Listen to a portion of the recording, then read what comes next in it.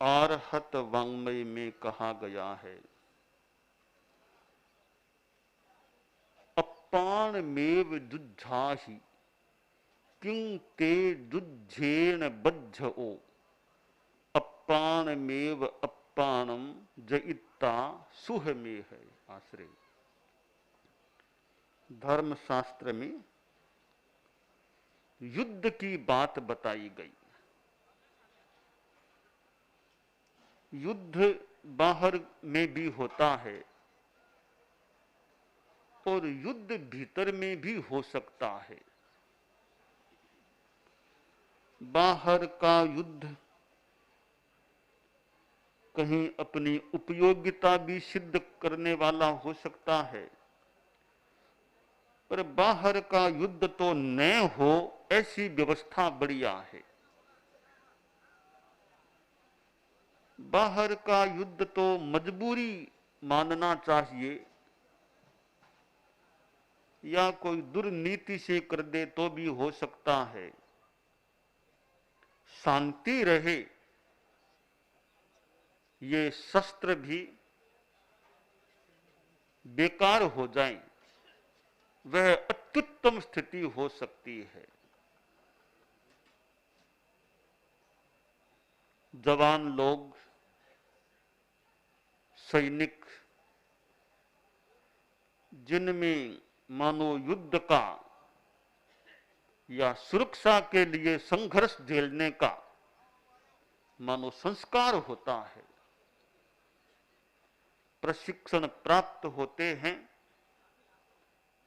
और देश की सुरक्षा के लिए, जनता की सुरक्षा के लिए उनका पराक्रम कई बार प्रस्फुटित हो जाता है।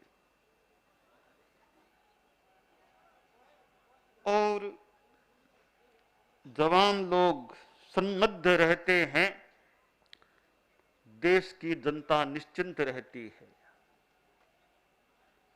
सीमा पर जवान लोग तैनात हैं, अपने अपने दायित्वों पर स्थित हैं, जागरूक हैं, तो राष्ट्र इस संदर्भ में निश्चिंत रह सकता है। काफी अंशों में सैनिक सक्षम भी हों और जागरूक भी हों तो यह एक निश्चिंतता में सहायक तत्व बन जाता है। आगम वाङ्मय में कहा गया, जो सहस्रम सहस्राणम संगामे दुज्ज ए जिणे एगम जिणेज अप्पाणम एस से परमो जओ। एक योद्धा संग्राम में, समरांगण में 10 लाख योद्धाओं को जीत लेता है, बड़ा विजयी व्यक्ति है। 10 लाख शत्रुओं को कोई जीत ले, परंतु एक ऐसा साधक आदमी केवल अपनी आत्मा को ही जीतता है, 10 लाख व्यक्तियों को नहीं, एक आत्मा को जीतता है। वह एक अपनी आत्मा को जीतने वाला व्यक्ति 10 लाख शत्रुओं को जीतने वाले व्यक्ति से भी ज्यादा बड़ा विजेता होता है। दूसरों को जीतना भी मुश्किल है, पर स्वयं की आत्मा को जीतना तो महा मुश्किल काम होता है। स्वयं की आत्मा को कैसे जीता जाए? आत्मा के भीतर कसाय नाम का तत्व है। गुस्से के रूप में, अहंकार के रूप में, माया के रूप में, लोभ के रूप में, और संक्षेप में कह दें राग द्वेष के रूप में। इन विकारों को जीत लेना आत्मा को जीत लेना हो जाता है। आदमी त्याग तप के पथ पर चले, ये 2 शस्त्र हैं, त्याग और तप। शस्त्र कह दें, कवच कह दें, त्याग को कवच मान लें, तप को शस्त्र मान लें। कवच से कवचित और साथ में तप का शस्त्र हाथ में लेकर व्यक्ति अपने आत्म शत्रुओं को नष्ट कर सकता है, अपनी आत्मा को जीतने वाला बन सकता है। और जहां त्याग नहीं, तप नहीं, आत्मा को जीतना तो दूर, कई बार बाहर में भी सफलता प्राप्त करने में कठिनाई पैदा हो सकती है। एक बार कोई दौड़ का प्रोग्राम, प्रतियोगिता चल रही थी। दौड़ की प्रतियोगिता, वो कई बार दौड़ना होता और बड़े बड़े लोग भी दौड़ में, प्रतियोगिता में सहभागी बन रहे थे। और तो क्या, जिस राजधानी में प्रोग्राम हो रहा था, वहां की महारानी खुद, जो घुड़सवार होकर दौड़ हो रही थी, वह भी उसमें सहभागी बन गई। अनेक बार वह महारानी विजेता बन गई दौड़ की प्रतियोगिता में। कई युवकों ने सोचा कि भाई, एक औरत के सामने हमें कई बार हारना पड़ गया, ये हमारे लिए शर्म की बात है। एक औरत के सामने मर्द आदमी यूं हार जाए, पर सामने हैं भी महारानी जी। कुछ भी हो, इनको एक बार तो हरा करके रहेंगे, तब हमें कुछ शांति मिलेगी। तो सोचा कि हराएं कैसे, बड़े तेज हैं दौड़ने में ये तो इनकी कमजोरी क्या, कमजोरी पर ध्यान दे। तब खोजबीन की तो पता चला कि महारानी जी हैं, वे आभूषणों की बड़ी शौकीन है, यह इनकी कमजोरी है। ठीक है, अपनी योजना बनाई। प्रतियोगिता का समय निकट आ गया। घुड़सवारी के द्वारा वो दौड़ की प्रतियोगिता, कई युवक भी थे, साथ में महारानी जी भी संभागी बनी हुई थी, प्रतियोगी थी दौड़ में। तो युवकों ने योजना जो बनाई, उसके अनुसार मार्ग में कुछ आभूषणों को डाल दिया। मार्ग में प्रतियोगिता शुरू हुई। महारानी जी कुछ आगे निकल गई, युवक थोड़े पीछे रह गए। कुछ और आगे महारानी जी बढ़ी तो वे आभूषण दिखाई दिए मार्ग में, और वो भीतर का आकर्षण जागा महारानी जी का, आभूषणों को देखने में लग गई। इतने में युवक आगे निकल गए और इस बार एक युवक विजेता बन गया, महारानी जी हार गई। यह हार क्यों हुई? त्याग की कमी थी। वो आभूषणों का आकर्षण महारानी जी को हराने में निमित्त बन गया, वरना क्यों हारती? तेज थी दौड़ में, पर आभूषणों का आकर्षण, जो त्याग का अभाव था, राग था, उसके कारण से वे हार गई। संस्कृत में कहा गया, नहीं राग समम दुखम, नहीं त्याग समम सुखम। राग के समान कोई दुख नहीं, त्याग के समान कोई सुख नहीं। दुनिया में बड़ी शक्ति है त्याग। जवान लोग हैं, वे भी तो त्याग करते होंगे। परिवार से दूर रहना, परिवार के नैकट्य को भी छोड़ना होता होगा, वह भी त्याग है, देश के लिए त्याग है। एक व्यक्ति मेरे पास आया, जो इसी महकमे का, जवानों के महकमे का व्यक्ति, मेरे पास आके बोला कि मुझे क्या करना चाहिए। इतने बरसों से मैं इस सेवा में हूं, परिवार से दूर रहना होता है, अब मेरी इच्छा हो रही है कि मैं ये सैनिक आदि का काम छोड़ के परिवार के साथ रहूं। तो इतने बरसों से परिवार से काफी दूर रहना पड़ता है, परिवार के साथ रहना चाहूंगा, आपका इसमें क्या परामर्श है? सेना आदि के काम को छोड़ के परिवार में रहूं, वो ठीक रहे, क्या ठीक रहे? मैंने कहा, देखिए, आपके मन में अपने छोटे परिवार के साथ रहने की बात है, तो मैंने कहा यह तो आपका छोटा परिवार है, पूरा देश क्या आपका परिवार नहीं है क्या? पूरा देश भी आपका ही परिवार है। आप अपने बड़े परिवार की सेवा के लिए छोटे परिवार से दूर भी कुछ समय रहते हो, इसमें क्या हर्जे की बात, क्या कठिनाई की बात है? यह तो आप सेना आदि के काम को छोड़ के छोटे परिवार में रह जाओगे, इसका मतलब आपने बड़े परिवार की सेवा को छोड़ करके छोटे परिवार में साथ रहना स्वीकार कर लिया। अगर आप छोटे परिवार से कुछ समय दूर भी रहें और देश की सेवा के लिए कुछ करते हैं, वह तो बड़े परिवार की सेवा की बात होगी ना। कहा यह बात ठीक है, यह अच्छी बात है आपकी। तो त्याग, बड़े हित के लिए छोटे हित को छोड़ना, यह एक नीति की बात होती है। थोड़े के लिए बड़े को छोड़ना अल्प समझ की बात हो जाती है। संस्कृत में कहा गया, अल्पस्य हेतोर बहुहातुमिच्छन् विचार मूढ़ प्रतिभासी में त्वम्।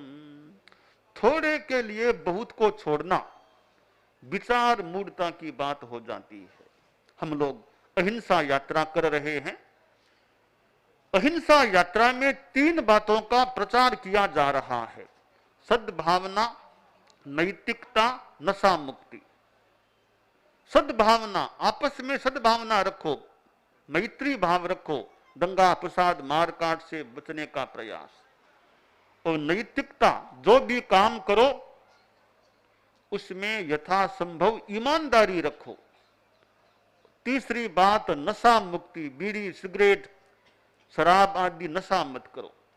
इन 3 बातों का प्रचार जनता में कर रहे हैं। दिल्ली से यात्रा शुरू की थी अहिंसा यात्रा 9 नवंबर 2014 को, और दिल्ली से प्रस्थान कर उत्तर प्रदेश, हरियाणा, मध्य प्रदेश, राजस्थान, बिहार, नेपाल और बंगाल, भूटान, नागालैंड, मेघालय, असम, अभी पश्चिम बंगाल में है पुणे, और सिलीगुड़ी के काफी निकट पहुंच गए हैं। इस प्रकार और भी आगे यात्रा चलेगी, ऐसा योजना का क्रम बनाया हुआ है, चलने वाली है। इन 3 बातें जो मैंने बताई, सद्भावना, नैतिकता, नशा मुक्ति, इनके 3 संकल्प हैं। पहला संकल्प है, मैं सद्भाव पूर्ण व्यवहार करने का प्रयत्न करूंगा। दूसरा संकल्प है, मैं यथासंभव ईमानदारी का पालन करूंगा। तीसरा संकल्प है, मैं नशा मुक्त जीवन जीऊंगा। आप लोगों को ये 3 संकल्प कैसे लगे? अच्छे लगे या कैसे लगे? आपको अच्छे लगे हैं या खास काम किए नहीं है संकल्प? ये हैं तो अच्छे ना। तो अगर आपके व्यवस्था जैसी हो, अगर आप चाहें कि अच्छे हैं और इनको स्वीकार भी करना चाहिए, ठीक है, नशे की बात पूरी न भी छूट, नशा पूरा अगर न छूट, इतना सा कर लें कि शराब नहीं पीऊंगा या शराब की सीमा कर लूंगा, किसी रूप में संकल्प ले सकते हैं। अगर आपको हमारे ये 3 प्रस्तावित संकल्प अच्छे लगे हों और आपकी व्यवस्था के अनुकूल बात हो, तो आप खड़े खड़े प्रतिज्ञाओं को दोहरा सकते हैं, संकल्प स्वीकार कर सकते हैं।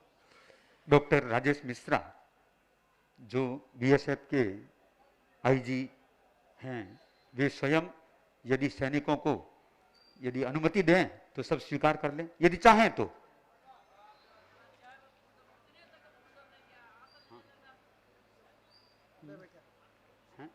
हाँ हाँ, मिश्रा साहब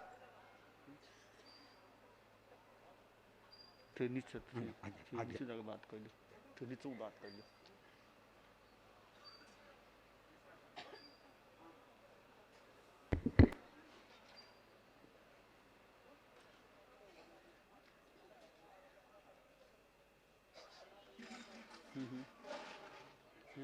संकल्प कराएं।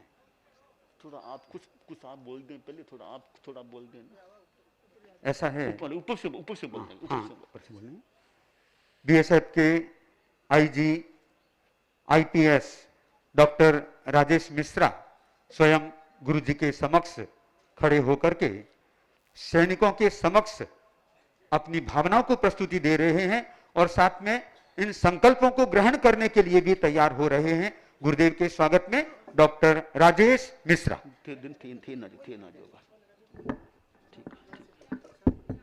अच्छा, हाँ।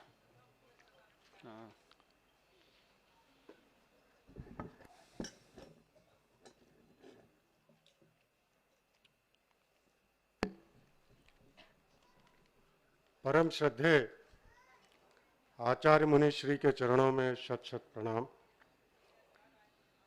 पूरे साधु समाज यहाँ पे जो उपस्थित है सबको मेरा प्रणाम। यहाँ पर पधारे महानुभावों, देवी और सज्जनों, भारत माता के रक्षा में अपने जीवन पर्यंत तक प्रतिबद्ध सीमा सुरक्षा बल के जानबाज अधिकारीगण और वीर जवानों, भारत देश की विशेषता है कि यहाँ की समाज की संरचना एवं जीवन शैली आध्यात्म से जुड़ा हुआ है। पूरे आध्यात्म के आधार शुद्ध जीवन जीने के लिए, परिपूर्ण जीवन जीने के लिए मार्गदर्शन की आवश्यकता निरंतर पड़ती है। आचार्य मुनिश्री, आपके सानिध्य में मुझे विश्वास है कि यहाँ पर उपस्थित जनमानस को आवश्यक पथ प्रदर्शन मिलेगा और सभी अपना जीवन सार्थक बना सकेंगे। आचार्य मुनिश्री जी के हम बहुत कृतज्ञ हैं कि आपने वर्तमान के समाज में जो बुराइयां हैं इसको दूर करने के लिए आपने संकल्प लिया है। अहिंसा यात्रा के जरिए आप निकल पड़े हैं। यह हमारे देश को सौभाग्य है कि यहाँ जहाँ जहाँ आपके पद चरण पड़ेंगे वहाँ की धरती और वहाँ के बसे लोग कृतज्ञ होंगे। वर्तमान में नशाखोरी, नैतिक पतन, राग द्वेष भाव ऐसी समस्या समाज के जड़ को झकझोर रही है। समाज में रह रहे चाहे व्यक्ति विशेष हो, परिवार के स्तर का हो, गांव, शहर, देश के स्तर का हो, ऐसी बुराइयों से दुर्घटनाएं होना लाजिम है। ऐसी दुर्घटना जिससे उभर पाना बहुत मुश्किल है और सालों साल बीत जाते हैं उभरते उभरते। बेबसी के अलावा कोई विकल्प नहीं बचता। भारत देश सौभाग्यशाली देश रहा है। जब जब सामाजिक संकट यहाँ पर उपस्थित हुआ है तब तब महान आत्मा, दिव्य आत्मा हमारे बीच उपस्थित होते हैं और हमारी ऐसी रक्षा करते हैं। दिव्य आत्मा आचार्य मुनिश्री के चरणों में पुनः मैं प्रणाम करता हूँ। उन्हें आश्वस्त करता हूँ कि आपके आशीर्वचन, आपके मार्गदर्शन, आपके निर्देश हमारे मानस पटल पे रहेंगे और यथासंभव इन सामाजिक बुराइयों से मुक्त होने में सफल रहेंगे। आचार्य मुनिश्री जी का आशीर्वाद हम सभी पर बना रहे। कोटि कोटि प्रणाम। सभी साधु संतों को प्रणाम। जय।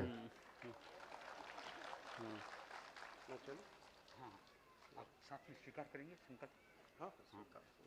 तो ये जो 3 संकल्प हैं, मिश्रा साहब भी दोहराने में संभवतः साथ रहेंगे। आप लोग भी चाहें तो खड़े खड़े इन संकल्पों को दोहराने का, यथासंभव पालने का भी प्रयास करना। ठीक है, बोलिए।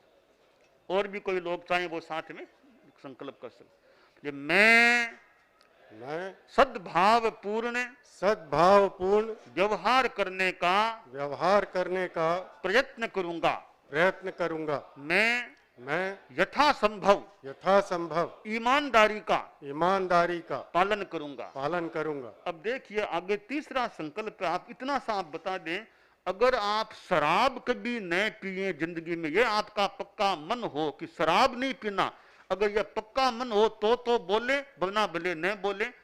मैं जिंदगी में कभी भी शराब नहीं पीऊंगा। शराब सीमित। इन तीनों को याद रखने का, पालने का प्रयास अच्छा है।